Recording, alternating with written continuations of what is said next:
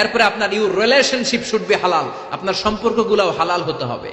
এখন নতুন নতুন টার্মিনোলজি বের হয়েছে, আগে নি শুনতামই না, এখন বলে হুজুর আমার জিএফ, আমার বিএফ। কি রে জিএফ কি? কয় হুজুর জিএফ মানে গার্লফ্রেন্ড, বিএফ মানে বয়ফ্রেন্ড, আছে না নাই? আবার কয় আমার এক্স গার্লফ্রেন্ড। হুজুর আমার ব্রেকআপ হয়েছে। আবার কয় হুজুর ক্রাশ খাইছে, ক্রাশ, আছে না নাই? ওই যে পোলাপান হাসে, মুরব্বীরা বুঝে নাই। আহা, এগুলো করা যাবে?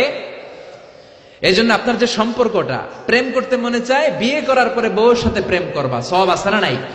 আপনি আপনার হাতটা বিবির হাতের সাথে মিলালে 2 হাতের সগীরা গুনাহ মাফ করে দেয় কে? আপনার বিবির চেহারার দিকে তাকালে চোখের সগীরা গুনাহ মাফ করে দেয় কে? তুমি সুন্দর তাই চেয়ে থাকি, সে কি মোর অপরাধ?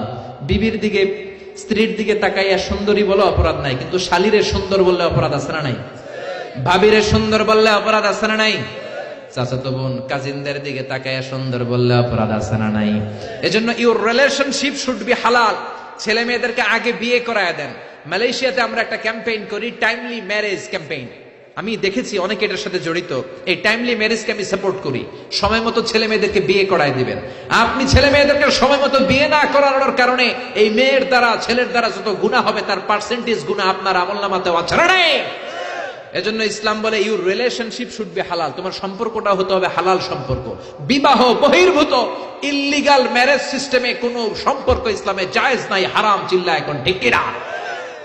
এরপর ইসলাম বলে ইউর এন্টারটেইনমেন্ট শুড বি হালাল। আপনি যে বিনোদন নেবেন, ইসলাম বিনোদনেও বাধা দেয় না, তবে আপনার বিনোদনটা সুস্থ বিনোদন হতে হবে, আপনার বিনোদনটা হালাল বিনোদন হতে হবে। এখন টেলিভিশনের মধ্যে মেয়েদের রেসলিং খেলা আছে না নাই? কোন মুসলমান মেয়েদের রেসলিং খেলা দেখতে পারে নাকি? আবার ক্রিকেট খেলার মাঝখানে ছক্কা মারলে চিয়ার গার্লসরা দুম্মা চলে দুম বলে নাচানাচি শুরু করে, আছে না নাই?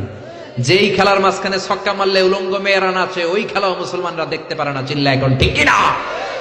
এই জন্য আমাদের কালচার হবে ইউনিক।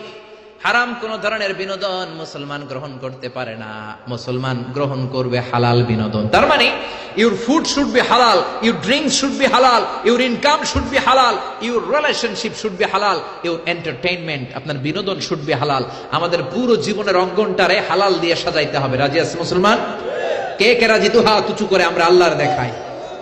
আল্লাহ আমাদের হাতগুলোকে তুমি কবুল করে নাও, হারাম থেকে আমাদেরকে বাঁচাও, আমরা যেন হালাল খেয়ে মুস্তাজাবুদ দাওয়া হতে পারি, তুমি কবুল করে নাও। আল্লাহ আমাদের সবাইকে কথাগুলো বুঝার ও আমল করার তৌফিক দান করুন।